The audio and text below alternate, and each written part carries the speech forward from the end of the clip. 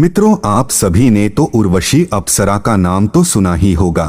उर्वशी के बारे में यह कहा जाता है कि यह स्वर्ग की सबसे सुंदर अप्सरा है। इसकी साधना के बारे में यह कहा जाता है कि यह आज भी सिद्ध की जा सकती है। अनेक प्रकार के योगी आज भी इसको सिद्ध करते हैं, अपने जीवन का आनंद उठाते हैं। पुराणों और साहित्य के अनुसार उर्वशी की उत्पत्ति नारायण की जांघ से माना गया है। पद्म पुराण के अनुसार इनका जन्म कामदेव के उरु से हुआ।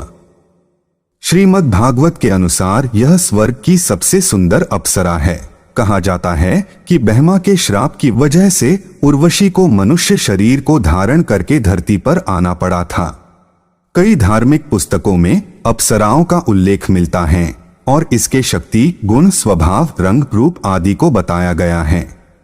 तो मित्रों, आज के इस वीडियो में हम आपको उर्वशी अप्सरा साधने के बारे में बताने वाले हैं। इसके अनुभव और साधने के समय ध्यान रखने योग्य बात को भी आपके बीच प्रकट करूंगा, तो वीडियो में अंत तक बने रहे।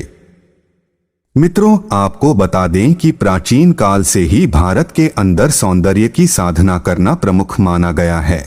और आज भले ही सौंदर्य की परिभाषा बदल गई हो, लेकिन प्राचीन लोग सौंदर्य की परिभाषा अपने संदर्भ में जानते थे।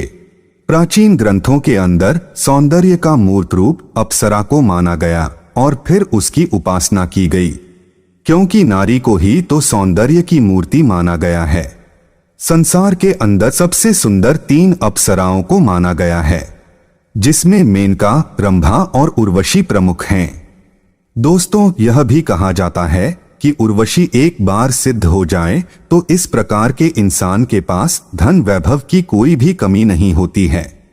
इस प्रकार का इंसान अच्छा पैसा कमाता है, क्योंकि वह जो भी कार्य करता है वह आसानी से सफल होता जाता है। तो यदि आपको धन वैभव की जरूरत है तो उर्वशी तंत्र आपके लिए काफी फायदेमंद हो सकता है। मित्रों, विश्वामित्र के बाद उनके कई शिष्य जैसे चिन्मय, देवसुत, गंधर और रत्नप्रभा ने भी उर्वशी को सिद्ध किया था। इसके अलावा अपने हजारों शिष्यों के सामने उर्वशी को बुलाकर नृत्य भी करवाया था। इसके अलावा स्वामी शंकराचार्य ने अपने शिष्य पद्मपाद को अतुल धन संपत्ति का स्वामी बना दिया था। यह भी इसी साधना की वजह से संभव हो पाया था।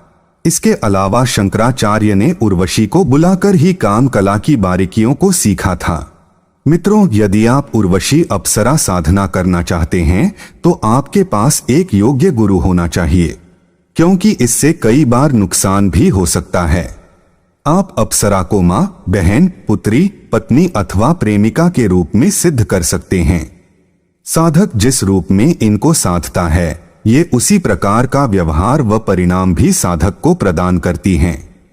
अप्सराओं को पत्नी या प्रेमिका, दोस्त के रूप में साधने पर साधक को कोई कठिनाई या हानि नहीं होती है।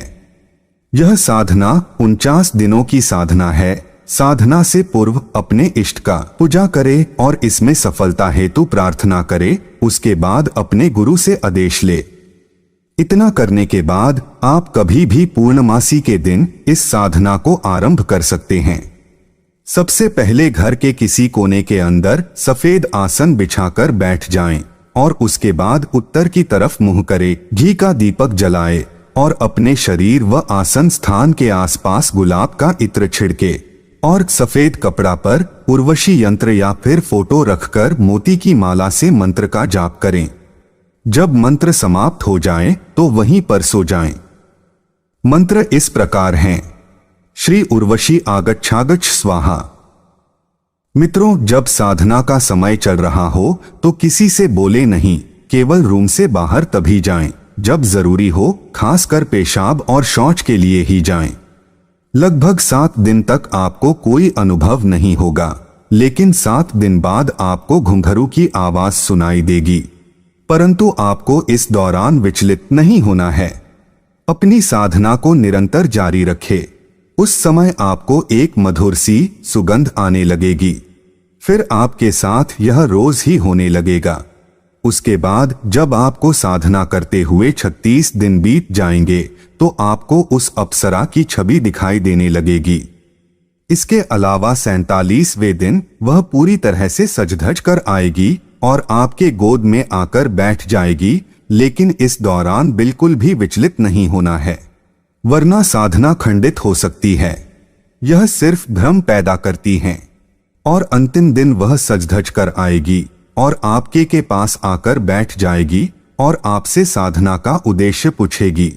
उसके बाद आपको यह कहना चाहिए कि वह आपकी पत्नी या प्रेमिका के रूप में सिद्ध हो, नहीं तो मां बहन के रूप में भी सिद्ध कर सकते हैं। यदि वह एक बार सिद्ध हो जाएगी तो आपको जीवन भर काम और सुख प्रदान करेगी। यह एक आजमाया हुआ तंत्र है और आज भी काम करता है, लेकिन आपको चाहिए कि आप साधना करते वक्त 49 दिन तक कुछ ना बोलें और उर्वशी सिद्ध हो जाने के बाद परस्त्री गमन नहीं करना चाहिए। इसके अलावा उर्वशी सिद्ध होने के बाद जो कुछ भी चाहें प्राप्त करें, लेकिन इसका दुरुपयोग ना करें। मित्रों, कुछ लोग तो उर्वशी अप्सरा साधना करने के चक्कर में खुद ही मुसीबत खड़े कर लेते हैं। एक साधक ने अपना अनुभव बताया था। वह उर्वशी साधना करने के लिए जंगल में गया और बिना कपड़ों के मंत्र का जाप करने लगा। उसके बाद उसे एक बहुत ही सुंदर महिला का अनुभव हुआ। उसे लगा कि उर्वशी सिद्ध हो गई हैं, लेकिन पहले पहले वह काफी खुश हुआ। लेकिन वह उर्वशी नहीं, एक प्रेतनी थी जो उसके पास आ गई और अब वह उसके साथ हर समय संबंध बनाने की कोशिश करने लगी, जिसकी वजह से वह काफी परेशान हो गया। बाद में उसने कहीं पर पता किया तो उसे पता चला कि यह उर्वशी नहीं है, वरन एक प्रेतनी है जो अपनी इच्छा को संतुष्ट करने के लिए आई थी। तो आप समझ सकते हैं कि गलत तरीकों से साधना करने पर ऐसा भी हो जाता है। इन सब घटनाओं को बताने का मकसद यही है कि आप कहीं पर भी बैठकर उर्वशी साधना करने के लिए ना बैठें, क्योंकि ऐसा करने से उल्टा आपको ही नुकसान हो सकता है।